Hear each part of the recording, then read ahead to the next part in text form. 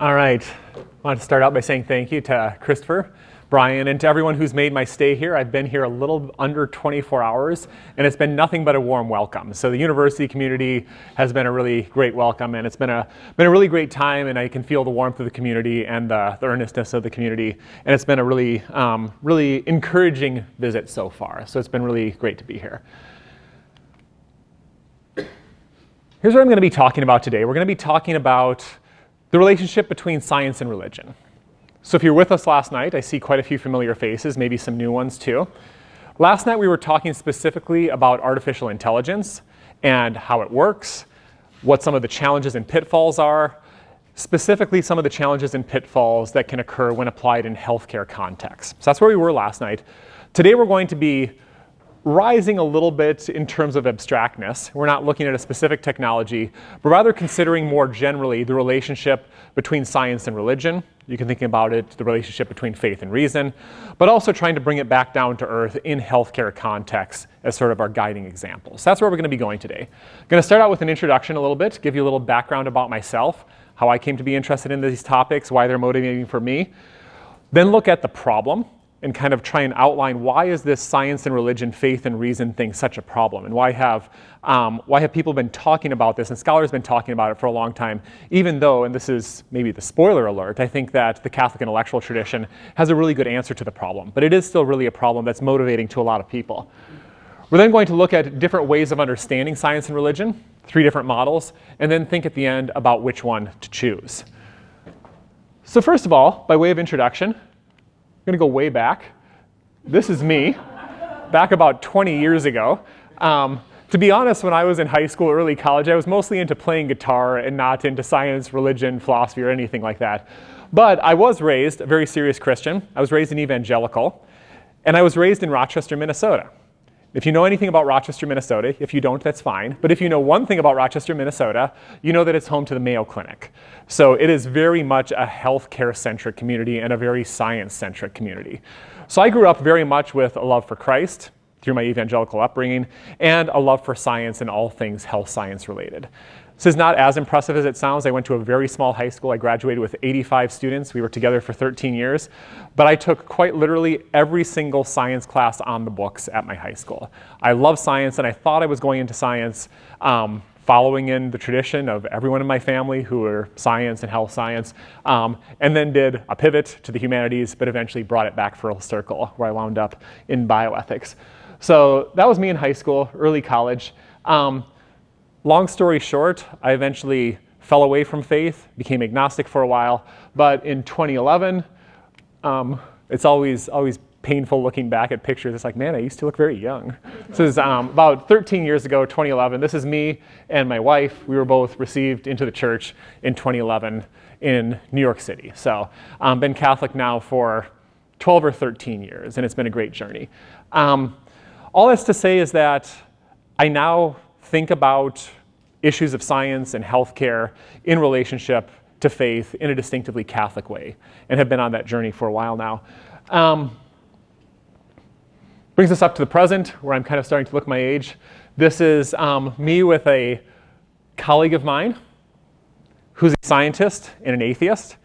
And we teach this class together. This is what we're doing. We're teaching this class on future problems. So we talk about artificial intelligence. This is one of our students in VR headset. So we talk about different future technologies, different issues in bioethics. And in the course of teaching, we're constantly having a dialogue about the relationship between science, religion, philosophy, and ethics. He's been a tremendous colleague in that, and we're on very different pages on this, but we're able to really talk about issues and how do science and faith relate to each other.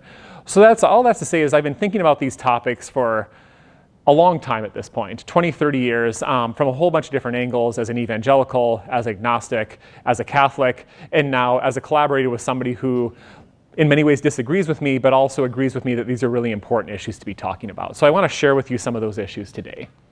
I want to start by identifying the problem we're going to be talking about. And here's the problem. It's actually a 2-part problem.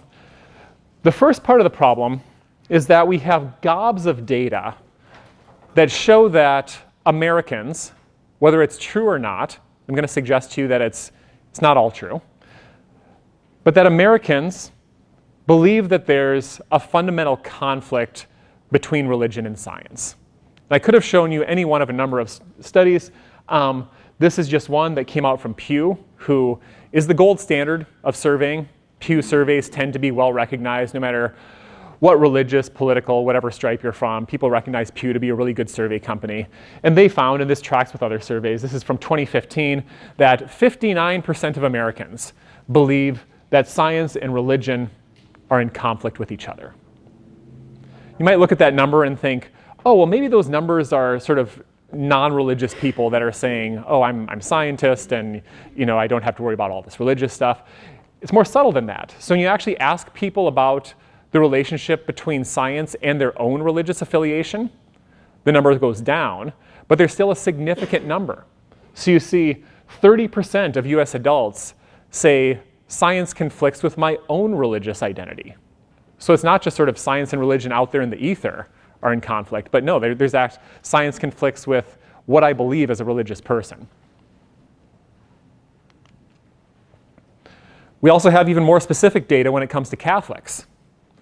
When asked about their reasons for disaffiliating from the Catholic Church, right, we can talk about this more, but there's a disaffiliation crisis in the Catholic Church right now. We see scores of young people leaving the church, and we don't have to guess why they're leaving. There's data out there about why they're leaving. And when they're asked about this, young people will tell you number 4 reasons, so it's really high up there, is the perception that science conflicts with their Catholic faith. And I think it's really interesting when you look into what number 5 was, that's more important than their stopping believing in God. So they say, no, like science and religion conflict is more important than whether or not I believe in God, whether I'm going to leave the Catholic faith. So we have lots of data to show that this is absolutely a phenomena and that it's driving disaffiliation among Catholics and that it's very much in the cultural waters, that people perceive there to be a conflict between science and religion. I wouldn't have had to show you all this data though. You knew this already. So I did some quick Google searching and found some kind of amusing images. Here's one of Jesus fighting Darwin. I actually asked AI to give me a picture of science and religion duking it out, and that's the picture that artificial intelligence generated for me. I think the best way to illustrate this phenomena is the proliferation of bumper stickers. So I'm sure you've all seen the fish bumper sticker.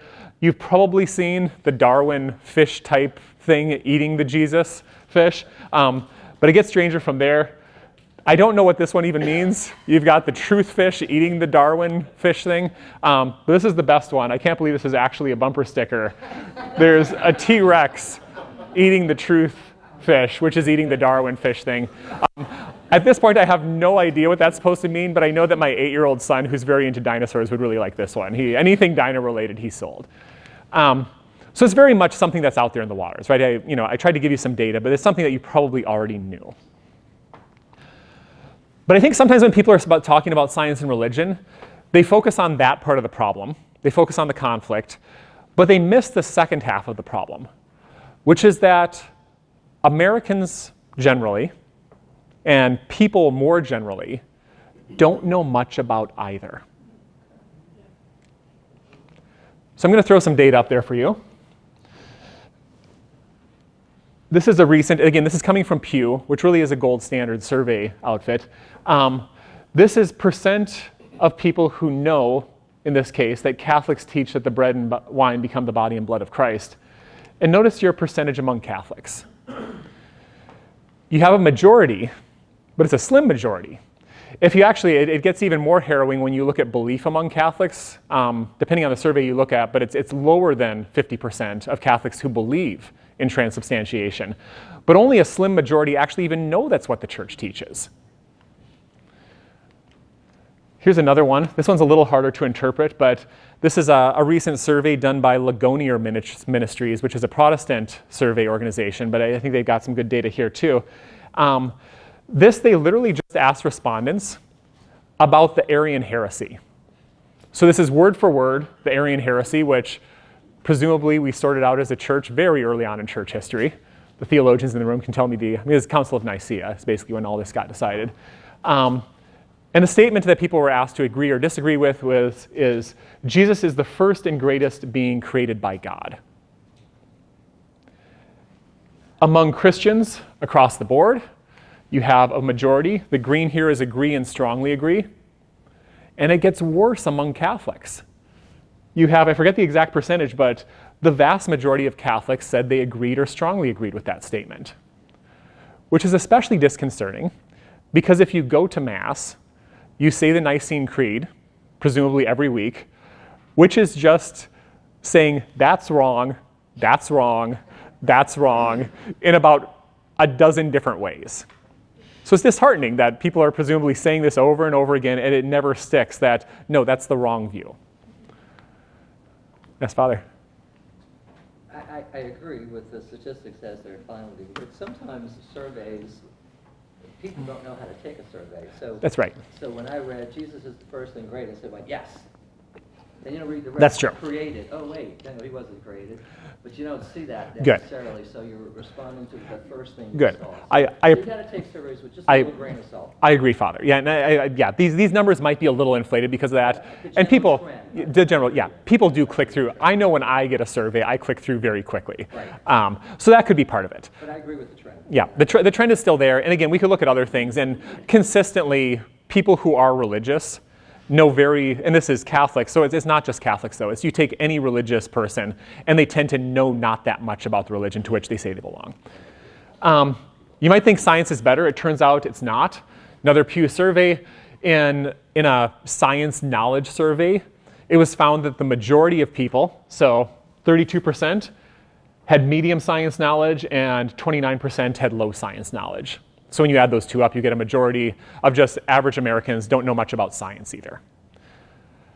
So that should make you start to think, right? Okay, so majority of Americans believe that science and religion are in conflict with each other, but also the majority of Americans don't know much about either.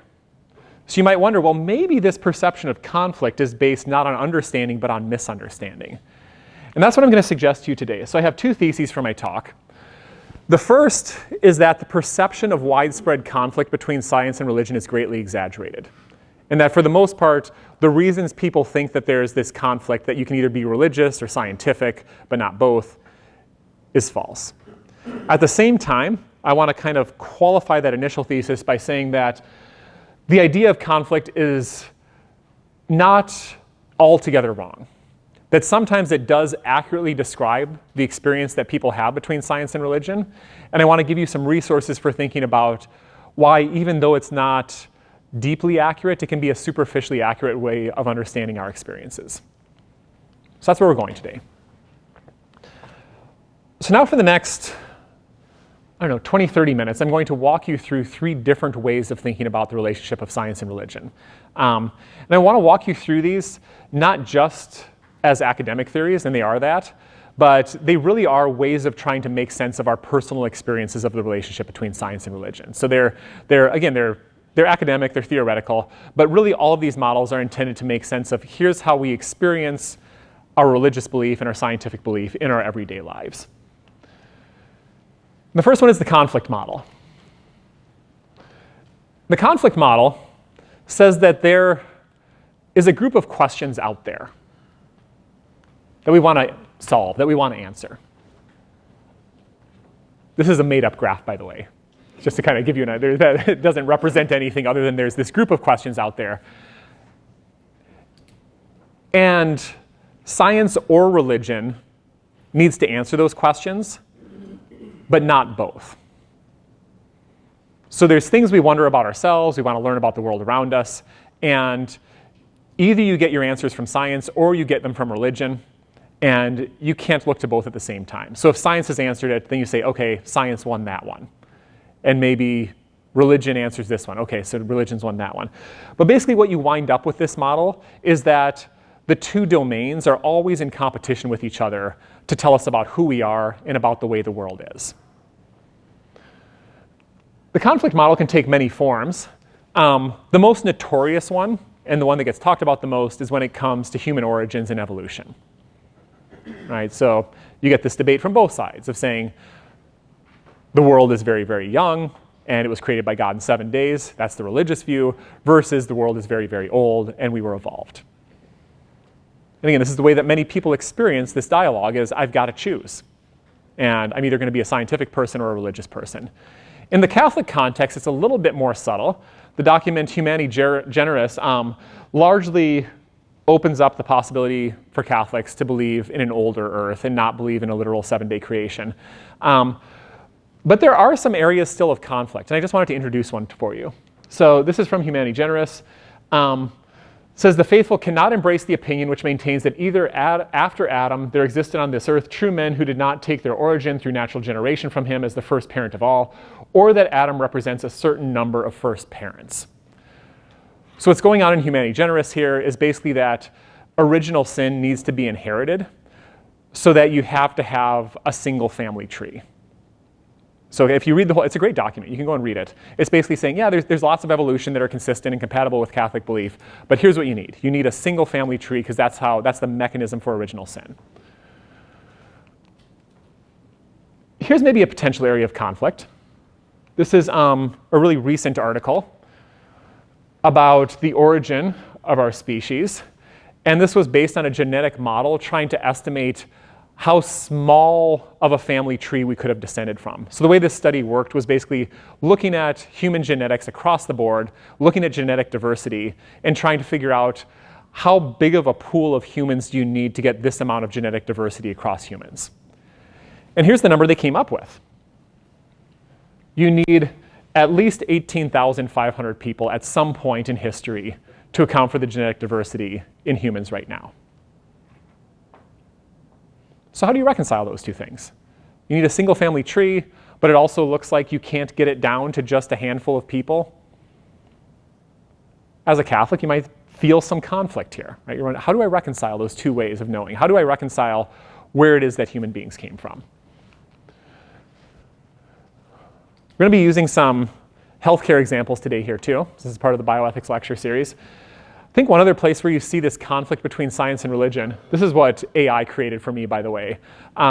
You'll see people talk about the relationship between traditional medicine and alternative medicines as being one of conflict, right? So you'll think, okay, so either I go to my doctor or I've got my essential oils or traditional practices, and these two things don't really have anything to do with each other, right? I've got to choose one or the other, they're in conflict with each other. So you see that kind of dialogue or that kind of conflict going on in that as well. But I want to suggest to you that there's some problems with the conflict model. And the problems with the conflict model come down to what I want to call the Augustinian thesis. And St. Augustine notoriously believed that all truth is God's truth. So here's the way he put it. Let every good and true Christian understand that whatever truth may be found, it belongs to his master. So what St. Augustine is trying to get at here is that when we're talking about truth, when we're talking about, and again, truth here can be a confusing concept. You just think about it, when we're trying to understand who we are, where we came from, what the world's like. If you have two things that are trying to figure out what the world's like, your religion, the Catholic faith tells us what the world's like, so too does science, that they ultimately have to be aiming at one truth. Because scientific truths and religious truth both come from God. So they can't at bedrock be in conflict with one another. This is what St. Pope John Paul II is getting at too in the every philosopher's favorite encyclical, Fides et Ratio, Faith and Reason. It says faith and reason are like two wings on which the human spirit rises to the contemplation of truth. And God has placed in the human heart a desire to know the truth, in a word, to know himself. So what John Paul II is getting at, and I think what St. Augustine is getting at, is this idea that if something is true, and if we're pursuing the truth, that truth comes from God and is therefore harmonious. So this is all kind of an abstract way of talking, so I want to try and illustrate this for you. So I'm from Chicago, and I took the liberty of pulling some pictures of Brian and myself. Right? So let's say that here we are in Baton Rouge, and we want to go up to Chicago. We're going to go and hang out there for a little while. This is going somewhere, I promise you. And let's say we plug this route into Siri, and she gives us two very different routes to get there. So that's how we're going, right? We decided not to carpool. I didn't like Brian's playlist this morning, so I actually loved it. But we decided for some reason we're taking different cars. Brian and I are going to the same place. We're taking different routes, but we're going to the same place. Now notice what could happen as we start our journeys. I was very proud. I'm going to do that one more time. I was very proud of this animation. So we're heading out. Now notice what happens at that point in our journeys. We're heading in different directions, right? Superficially, we are going, one of us is going east, one of us is going west. So if you were to look at our journeys at that moment, you would say, these two guys are going to different places. They're heading in opposite directions. They're in conflict with each other. But of course, if you have the bigger picture, you know that's not true. You know that ultimately we're both aiming at the same place. So superficially, there is a conflict. Superficially, we are heading in different directions for a moment. But when you have the big picture, because we're both heading to Chicago, our paths are ultimately going to converge. And that's what I want to suggest to you is the problem with the conflict model. I think sometimes religious understanding and scientific understanding can seem like they're conflicting with each other. But insofar as both are trying to understand the way the world really is, both are ultimately heading to truth, which is ultimately unified. We're both heading to the same place. So that's the problem with the conflict model. It can kind of be superficially true at a moment, but ultimately it can't be fundamentally true. Here's a different way of thinking about things, the independence model. According to the independence model, this is a different way. This is saying science and religion aren't in conflict with each other. Instead, they're each just doing their own thing. When I go to a catechism class, when I go to a religious education class, I'm learning about the teachings of my faith. And when I go to the lab, I'm learning about science. And those two things really don't have much to do with each other at all. They're just two domains of knowledge. This idea was popularized most notoriously by Stephen Jay Gould, who was an atheist, but thought very deeply and very well. He's a very good scholar on science and religion. And he was a strong proponent of the independence model. Here's what Gould says.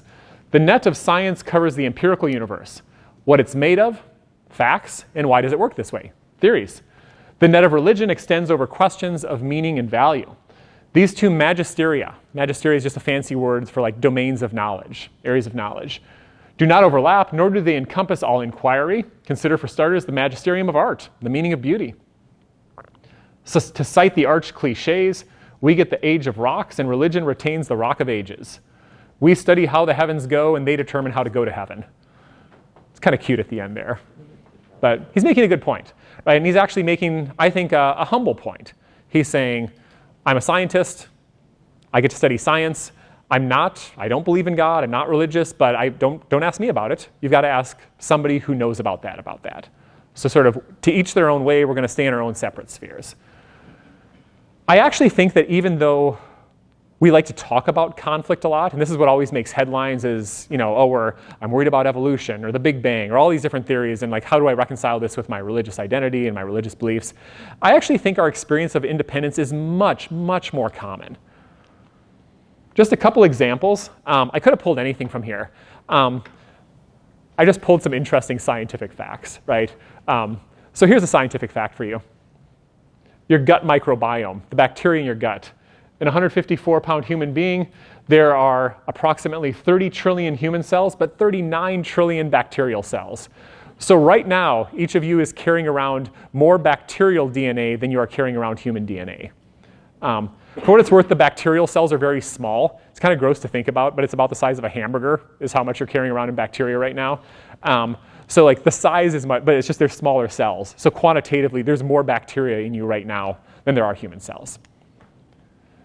I could be wrong. I don't know of one religious tradition. I know it's not true of Catholicism.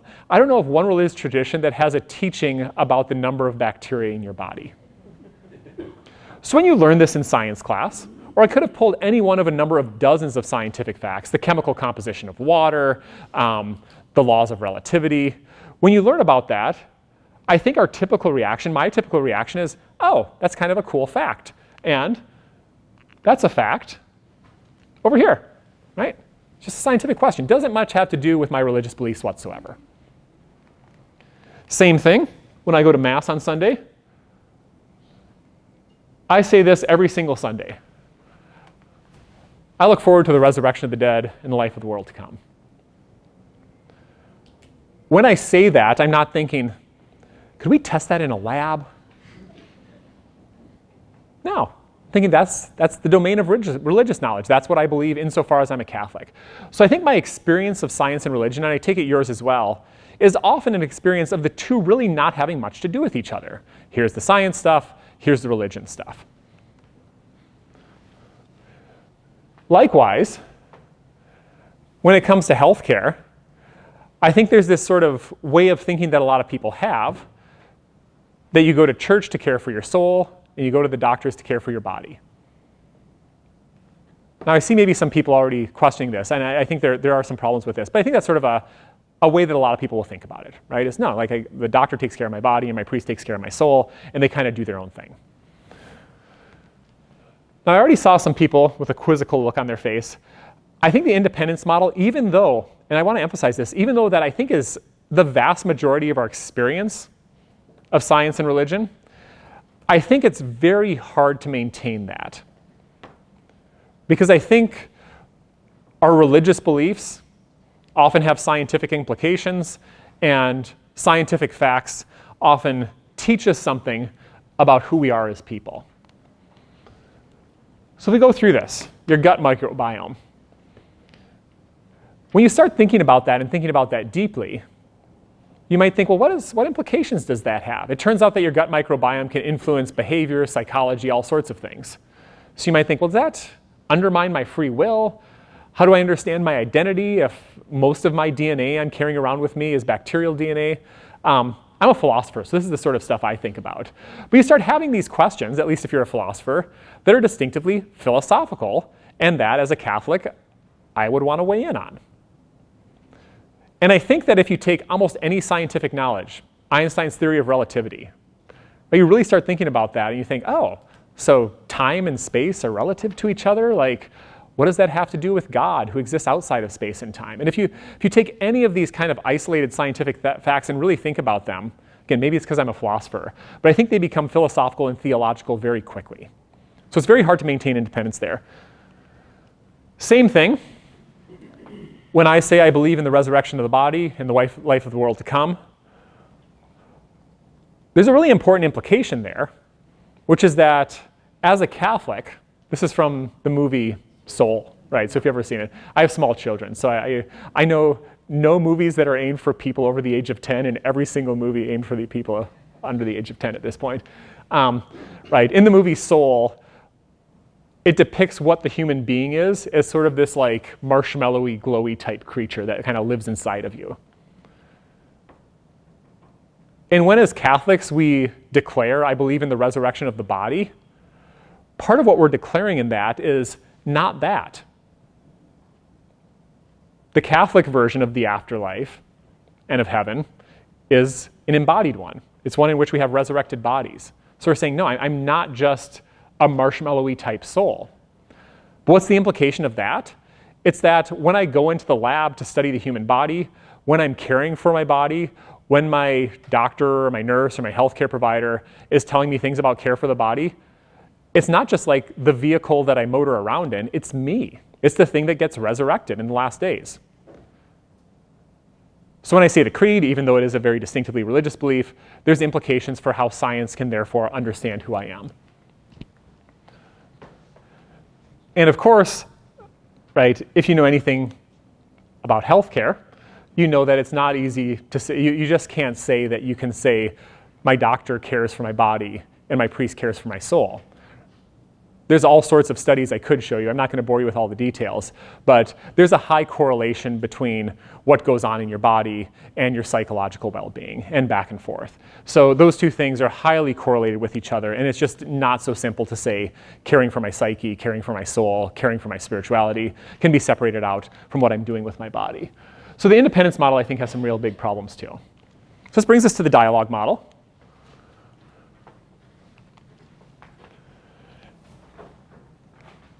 Maybe a little bit of a spoiler, but the dialogue model, I think, is the one that we should be aiming for almost all the time. I've tried to gesture that I think the conflict and independence models are good insofar as they accurately capture large swaths of our experience. And I think we want to be honest about that. But I also think that the dialogue model ultimately presents us with a better way of thinking about the relationship between science and religion. The dialogue model says that science and religion can both address the same sets of questions, but can then take what they learn about the world and be in dialogue with each other and can learn from each other. And I've got a whole bunch of examples. What time do we want to wrap up by? Next like 10 minutes or so? You got about 12, 13. Okay, 12 or 13 minutes. I've got a whole bunch of examples here. I'll tell you about this really quickly because this is just too cool. I just want to give you a couple examples of what the dialogue model might look like in action. Anyone know what the Drake equation is? If you're a student, you might think it's about this guy, but it's not. So this is for those of you who don't know, this is a current hip hop artist called Drake. It's about a much nerdier, older guy. This is the Drake we're talking about. And Drake is the founder of the field called astrobiology. And astrobiology, if you put the words together, is what it sounds like. It's the attempt to study biological life outside of Earth. So it's the attempt to study biology. It's the serious study of aliens, is what it is. And I'm going to go quickly over a few of this stuff. I just wanted to give you a couple of findings that come out of the Drake equation that I think are really interesting. So part of what Drake did with this Drake equation is say, if we want to try and study the possibility of extraterrestrial life, we're going to have to learn some stuff about the nature of the cosmos. And here's two things we're going to have to know. We're going to have to know, number one, like how big is the universe? Answer is, it's big. As in, you can't imagine how big it is. You can kind of picture 1,000. You can't, but you can think you can picture 100,000. At 1 million, things start to fall off the rails. In just the Milky Way galaxy, there are 100 billion stars. In the universe, notice these estimates are way different. Astrophysics is not a precise science in all ways, but there's between 200 billion and 2 trillion universes in the galaxy. So you take 200 billion times 400 billion. The Milky Way is not a particularly big galaxy. There's a lot of stars. You might think, well, okay, there's a lot of stars out there, but that doesn't mean that there's aliens out there. We need to know if there's like planets out there, right? Like stars are one thing, but are there Earths out there? And it turns out there's quite a few. This is the number of what are termed exoplanets. An exoplanet is just a planet that exists outside of our solar system. We have firmly discovered, as in this is not hypothetical, like we have named and discovered currently. You can pull this up whenever you want. You can look up exoplanet.nasa.gov. This is a couple days old. I'm guessing it's up to like 5525 today. It nudges up almost every day. We have confirmed 55,523 planets outside of our solar system, of which 199 are terrestrial Earth-like planets. So the minority, it's around 3% of planets out there, are kind of like Earth, where they would be habitable for life. Those are just the ones that we've discovered. Recent publication estimates that there could be up to 300 million habitable planets in the Milky Way alone. I won't bore you with more details, but if you work through the literature here, what almost any astrobiologist will tell you, and these are not crazy people, these are serious scientists, will tell you the likelihood of intelligent extraterrestrial life is actually pretty good, just given the sheer size of the cosmos. And this is where I actually think Catholics have a lot to say in response to this. Pope Francis has actually weighed in on this. He was asked a few years ago if an extraterrestrial was to come to you, and I forget how it was phrased. It was something like, would you baptize an extraterrestrial if it came to Earth? And I think Pope Francis' response, which was perfect, was if it asked for it. Yeah, so it's the perfect answer to it. What's that? Yeah. And probably, yeah. So we want to do a few other things, but yeah, I mean, it was a perfect 3-word answer, or 4-word answer, right, if it asked for it. Brother Guy Consolmano is a Jesuit brother who runs the Vatican Observatory. So actually, like, this is not, here's all the scientists doing this work. Brother Guy, like, is a big part of this conversation. The Vatican runs an observatory, and he's been a big part of this conversation. And he's actually got a book called Would You Baptize an Extraterrestrial? It's a great read. It's very much written for a popular audience. And his response is basically the same, right? Yeah, they could be out there, and would they be potentially part of the body of Christ? If they wanted to be, sure, we'll welcome them in. Even if you're not a Catholic, even not a Christian, these questions raise distinctively ethical religious questions. You might think, well, if there's aliens out there, do they have rights? Are they like us? Are they humans? And again, if you're a Catholic, you would ask, well, if there was another world, would Jesus have to become incarnate there? Could they fall? Would they be able to receive baptism in our church? These are not hypothetical questions. This is stuff that Catholics are actually taking seriously right now. I think it's a great example of the dialogue model in action, where Catholic theologians are taking cues from very serious science and trying to work out our faith. And what is cool is that by having this dialogue with the Drake equation, we understand our own faith better, because we're forced to ask these questions that we wouldn't have otherwise asked. A couple other examples that I'll work through quickly. Shroud of Turin. How many of you have heard of the Shroud of Turin? All right, so you can do a deep dive into this stuff. This is actually, you can get a postgraduate certificate in shroud studies. Believing that the Shroud of Turin is actually the burial shroud of Jesus is not required for Catholics. So this is, you don't have to believe that that's what it is. But there has been a lot of science done on the Shroud of Turin. Some people have argued it's the most studied anthropological single artifact in the history of humanity, which is maybe hyperbolic, but it's not totally unfounded. It very well could be. They ran all sorts of tests on it, right? They've tested for human DNA, non-human DNA, radiocarbon dating, image analysis. They've attempted to recreate it. It's a really interesting history. Is it authentic? Depends who you ask. And that's true outside of Catholic circles and inside Catholic circles. So not all Catholics are believers in the shroud. Some are. It is, however, I think, a really good example of this dialogue between science and faith, where we're using science to inform our faith and using our faith to decide what science is going to be important for us to do. Anyone know this? So this is Lourdes, right?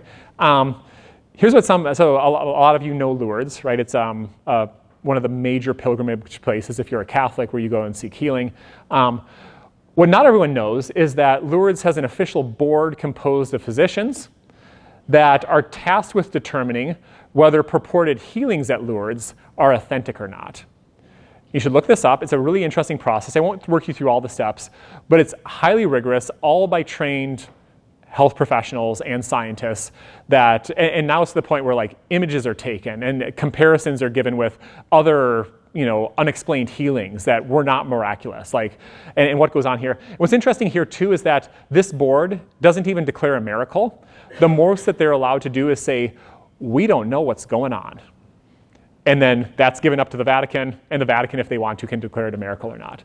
But so it's this very rigorous process by which the final finding is not even a miracle happened, but this was unexplained. We can't figure out what went on. You might also think, so they're all Catholics on the board, so you might think, I bet they're kind of just true believers. They're just going to kind of push it through and say, yeah, we want the pilgrims to keep coming, right? We're having regular miracles. Guess how many since 1950? They've only approved 8. That's not to say that more miraculous healings haven't happened, but as far as going through formal processes, that's how rigorous it is. It's that they've only, and again, this isn't 8 miracles, this is 8 sent up to the Vatican to say, we can't figure it out. There's approximately 5 million pilgrims to Lourdes every year, so here you have 8 of 250 million visitors. So you got this very rigorous process. Again, I think a really good example of the dialogue model in action, where we're trying to apply really rigorous science to religious phenomena. One last one, I had to give Mayo a shout out, because I'm from Rochester. This is a new department at Mayo that is basically taking seriously complementary and alternative medicine. So Mayo has basically said we don't want to treat alternative medicine and sort of traditional Western medicine as totally independent things. And we want to see if we can study alternative medicine practices to see what works and what doesn't. So they've really been, I think, leaders in the field of thinking, no, we don't want to take sort of this conflict approach to different ways of trying to cure the human body, but we're going to try and put them in dialogue with each other and get our Mayo scientists and health providers looking at alternative treatments and seeing, is there something to acupuncture? Is there something to essential oil? And really actually studying them. So that's going on at Mayo right now. I think another good example of the dialogue model. So the dialogue model is good, but not perfect. I'm going to we'll wrap up in 5 minutes or so here. I think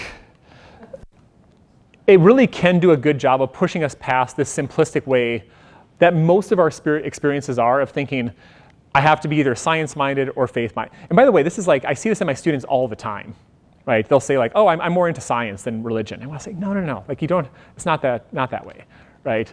And the other way is problematic too, right? I'm religious, so I don't have to worry about science. There's that conflict model, or there's the independence model. Yeah, I can just kind of go to mass on Sunday and be a health provider, a scientist on the weekdays, and those two things don't really have much to do with each other. I think that's the way we often experience things, but I think it doesn't have to be. I think the dialogue model is a much healthier approach to both. But I think there's also potential problems with the dialogue model. I think sometimes we can get so into dialogue, we forget what it is that we're doing.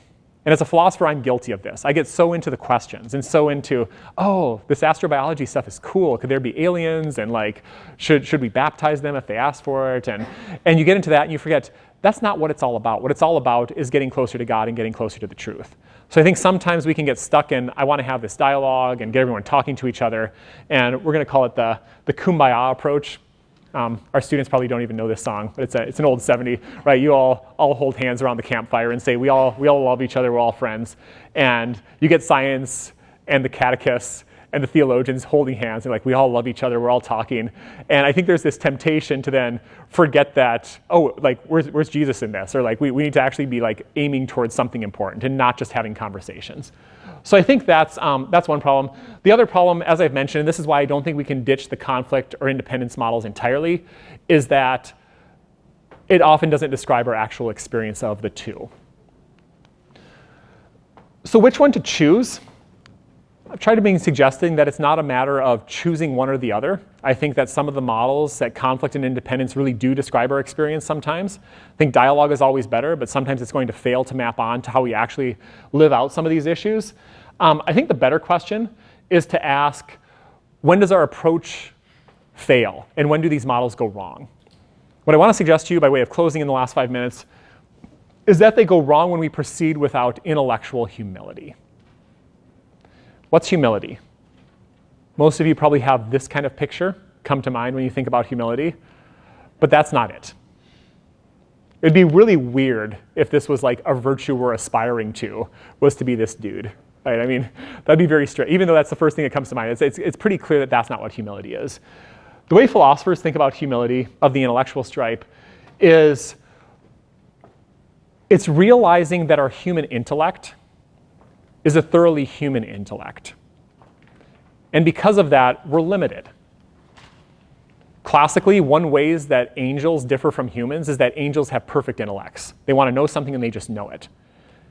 In humans, this is not a spoiler to any of you, we're not like that. Right? We can't just want to know something and know it. And I think where the problems come into the dialogue between science and religion, when we fail to recognize that our scientific knowledge is limited and human, infallible, but also our religious knowledge is limited and human. St. Paul says that we see now as through a glass darkly, and that's kind of what we're stuck with. So what I want to say is that the best approach to science and religion is one that recognizes the nature of ourselves as human, the nature of our scientific knowledge as human knowledge, and even the nature of how we know about God as human. So why does the conflict model get us into so much trouble? I want to say the deep root of why the conflict model takes hold in people's lives is that we elevate either our scientific or religious knowledge to being infallible. And we say, I know I know this thing about science, or I know this thing about what my faith teaches, and we sort of think we've got the full picture of how it all goes together. And we say, okay, I've got the full picture. These are in conflict, so I've got to ditch one or the other. On the one hand, that's scientism, when we really elevate science to the point that we think it gives us the total picture. And I think that's one way of understanding this phenomena of fundamentalism. It's when we elevate our religious knowledge, that we've got the full picture. And I want to say that's a mark of intellectual arrogance. It's when we've mistaken our human knowledge for being more like angelic knowledge. And I think that a good dose of realizing, even when I say the Nicene Creed, I'm understanding it in a human way. I'm understanding it through a glass darkly. I don't see the full picture. I believe it, and I do believe it, but I believe it in a human way. Same thing with our scientific knowledge. The independence model, the failure is similar. It's that we really do, as limited, flawed, and fallen humans, often experience the world of science as totally independent from the world of religion. And without intellectual humility, we think that's the way the world really is. There really is the science stuff over here and my faith over here, because that's the way I experience it. But your experience of the world is a human experience. It's limited. And I think when we inject some intellectual humility into the picture, we realize that we don't have the big picture, that at the end of the day, even though we experience domains of knowledge and truths as different, at the end of the day, all truth is God's truth, that Augustinian thesis brings them together, even though in our everyday lives, we just don't see that. We don't see how all the different parts of our lives connect to each other. God does. And to mistake ourselves for God is what leads us into thinking that they really are separate from each other. This is also, by the way, why I think the dialogue model is a better model. To have a genuine dialogue, you need to assume that you don't have the whole picture. I've been monologuing to you today, right? So it's been me talking. I hope we get to have a dialogue after this, because it's in dialogue that we realize that I don't have the whole picture. I've got to talk to somebody else about this. So because of the nature of dialogue, there's at least a little bit of humility that you have to have a dialogue to begin with, because you're not going to dialogue with someone if you think your picture is the full picture. So it also, this idea of intellectual humility also helps explain why the dialogue model is successful. I want to end with a slide. We'll end almost on time with a photo. Is anyone familiar with this picture? What's interesting about this, you'll notice, you probably notice this person in the foreground and this kind of interesting scenery in the background. This is actually called the Fall of Icarus. You might have missed it. This guy splashing to the water right there. If you know the story of Icarus, you know that Icarus and his father Daedalus are trapped in this tower. It's an ancient Greek myth. And they decide to make these wings made out of wax and bird feathers. And they fly out of the tower and have escaped imprisonment. And Icarus is the youth, and his dad, Daedalus, tells him, "Icarus, son, don't fly too close to the sun. Your wings are made of wax, and they're going to melt off if you do that." But Icarus, being the arrogant youth, flies up to the sun. He's just having a blast with these wings. And he flies up, the wings melt off, and he plummets to his death in the sea. It's a story about humility, the importance of owning our limitations, of realizing what kinds of beings we are, and how we stand in relationship to the world around us.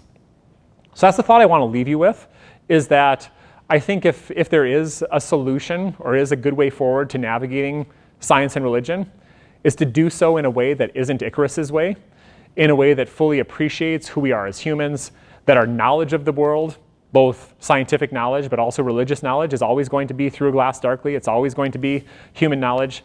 And by doing that, we're going to have a much healthier appreciation of how science and religion don't have to be in conflict, how they don't have to be totally separate, but can genuinely enter into dialogue with each other, and that in that dialogue we can come closer to truth. Thank you.